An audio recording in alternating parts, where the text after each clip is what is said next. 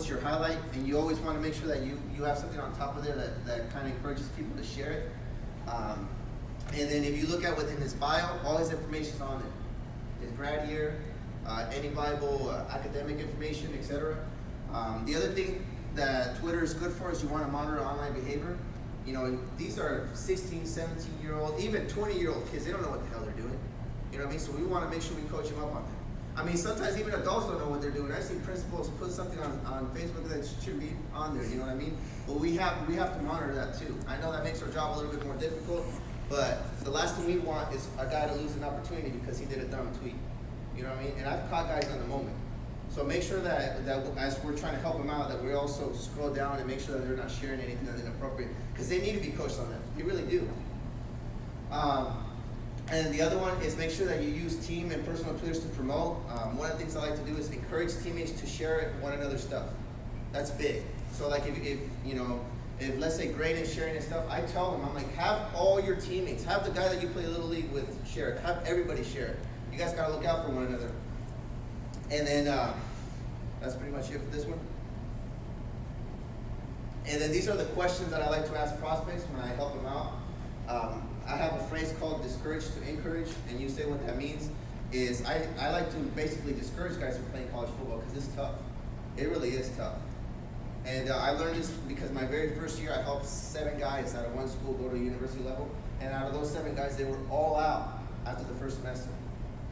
And the reason is because I realized that I was trying to live my dream through them. And that's the mistake that a lot of especially young coaches make, is that they try to live their own dream through the players. And sometimes the players don't want it. You know what I mean? So the reason why I do this is don't beg guys to play collegiately because they will likely quit. The next one is you want to ask them about the family's financial status. That matters. You know what I mean? You want to see how much financial aid they qualify for, etc. Like if I'm a high school coach here in California, I encourage my guys to stay here and play JUCO.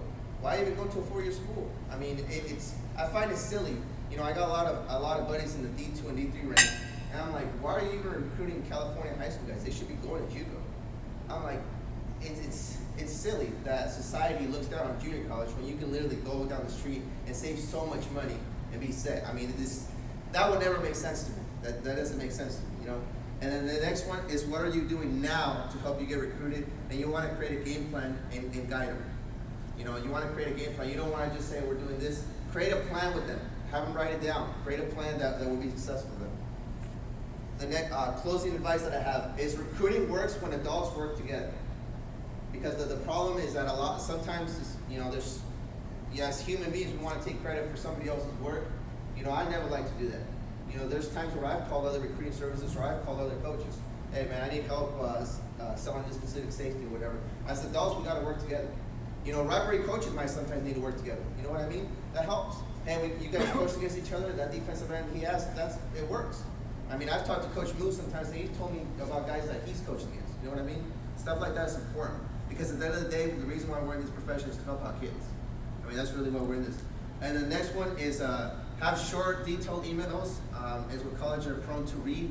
You know, as you can tell, if a college coach, if they open up an email and they see a long thing, they're more likely not to read it. The other fun fact that I have for you guys is 500 plus college football teams offer athletic scholarships. This is a combination between Division I, Division AA, Division II, and AIA. In addition to this, there's 250 Division III teams. You do the math, chances are if a kid wants to play college football now, there's a place for him. I mean, I've seen teams in North Dakota that only have 40 guys on a college football team. And I've seen some very terrible athletes get the opportunity, but if a kid wants enough, there's a place for him. There really is. You know what I mean? So just because a kid doesn't necessarily rush for 3,000 yards doesn't mean he's not going to get an opportunity. There's a place for everybody. The next one is you want to make sure you network. Coaches read texts, emails, DMs from people they personally know first.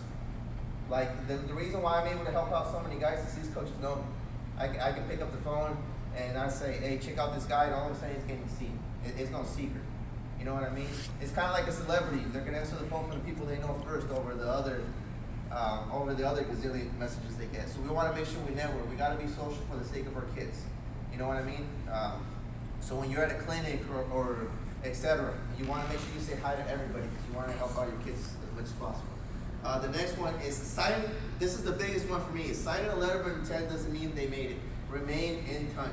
I'm going to give you guys a perfect example. In 2017, I had the #1 running back in the country, Greg Bell. Went to Nebraska after week 4, leaves Nebraska. Now he's about to be a walker at San Diego State. Now imagine if I would have never stayed in touch with the kid. You know what I mean? Just because they sign a letter of intent, doesn't mean they made it. This isn't the NFL. They're not giving no money for that. They still got to go. They still got to earn that degree. You know, because there's plenty of stories of guys who went out to 4-year university, signed a full scholarship, come back home, and end up dead. So we want to make sure we stay in touch with them when they're in college. And then, because we have to remember that college can be stressful. They're away from home. So a simple phone call from one of us can really make a difference. So don't think that, hey, they signed a letter of intent, he made it, I should stop staying in touch. I tell my guys all the time, I don't care if it's 2, 3 o'clock in the morning, give me a call, man, I got your back. You know what I'm saying? Because life is hard. You know what I mean? And they need that support. And you know, that's big. And you know, nothing upsets me more than when I see guys move on and then their coaches can never hit them up anymore. You know, and if I have a recommendation for you guys, all the players that you got at 4-year school, just send them a text, check on them. You know what I mean? That's big. Makes a big difference. Here's my contact information.